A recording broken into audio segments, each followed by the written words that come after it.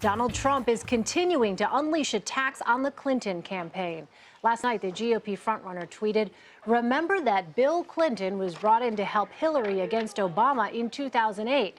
He was terrible, failed badly, and was called a racist." And today, Trump is doubling down on his comments that going after Bill Clinton's sexual past is, quote, fair game.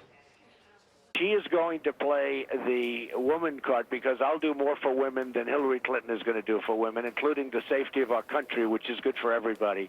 But if she's going to play, which she started about a week ago, talking about, he mentioned, and, the whole thing, playing up the women's card very, very strongly. And if she's going to play that game, and if he's going to be out there campaigning, then he's certainly fair game. And I think just about everybody agrees with me on that. This is a person who, he's going to be out, and I like the fact that he's campaigning for her. He failed in 2008. He failed really badly. He frankly did a very poor job in campaigning. Politico reporter Kevin Robillard joins us from Washington. Kevin, we see Donald Trump ramping up his attacks against Hillary Clinton and, of course, former President Bill Clinton. What exactly is the end game here for Donald Trump? Trump is sort of trying to warn the Clintons that if he's in a general election against Hillary, he'll bring up Bill's past, and that includes the affairs and many other alleged things about Bill Clinton and his treatment of women, which those are some very, very ugly allegations and something Republicans have tried to use against Hillary in the past and really obviously tried to use against Bill in the past. And they've never really brought Bill or Hillary down much as politicians. But he clearly thinks that this is somehow some vulnerability. A lot of Hillary's campaign is sort of going to be based around identity politics and the fact that she is the first ever woman president. And this is Trump's way of thinking he can blunt that by basically pointing out that she's married to a man who has a history of not great behavior towards women.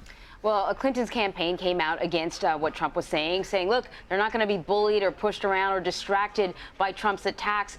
But how do you demonstrate that to the American public? Because, when you go after the Donald, he comes out swinging. Sometimes he's swinging wildly. So what does the campaign have to do?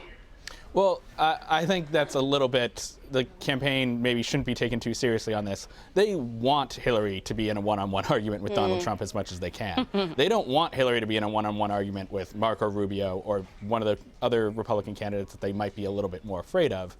They think probably the contrast of Hillary being, a serious policy-focused person against Trump being, bombastic billionaire Donald Trump is a good one. They're not going to get down at Trump's level. But every single time Trump takes a shot at Hillary, that really can only help Hillary, particularly when they're in the Democratic primary. Last night we saw Donald Trump firing back at the New Hampshire Union Leader newspaper over an editorial that compared him to a bully in Back to the Future. I'm wondering, Kevin, are there any indications based on Donald Trump's response that this editorial kind of got under Donald Trump's skin in a way that maybe other attacks haven't? Because, some might say, well, this is sort of the way he just operates, reflexively hitting back. Yeah, and I think this is. If Donald Trump gets hit, this is one thing Donald Trump has not lied about. When he gets hit, he hits back. And that's been his modus operandi throughout this campaign. If you remember way back in, I believe, August or September, the Des Moines Register, the leading newspaper in Iowa, actually called on Trump to drop out of the race. Trump responded by, I believe, briefly barring Des Moines Register reporters from some of his events and by attacking the newspaper, just like he did here with the Union Leader. One thing I would note is the Union Leader has a history of sort of writing these anti-endorsements. They'll endorse a candidate and then pick one candidate they'll really hit. They did this actually to Mitt Romney back in 2008. They wrote an anti-Mitt Romney editorial. Mitt Romney ended up finishing second in the state. So Trump's these anti-editorials against Trump probably can't damage him all that much. The Union Leader does have some power left in the state, but it's not the kind of thing that's going to sink Trump's campaign. And I think this just shows that this is just sort of how Trump operates. Can we talk a little bit about Ted Cruz? He's doing pretty well in Iowa. He's received several endorsements from lawmakers in the House, but none in the Senate. I want to know what you make of that and whether or not you think getting support from some members in the Senate is vital to his campaign. I think it's really simple what to make of it.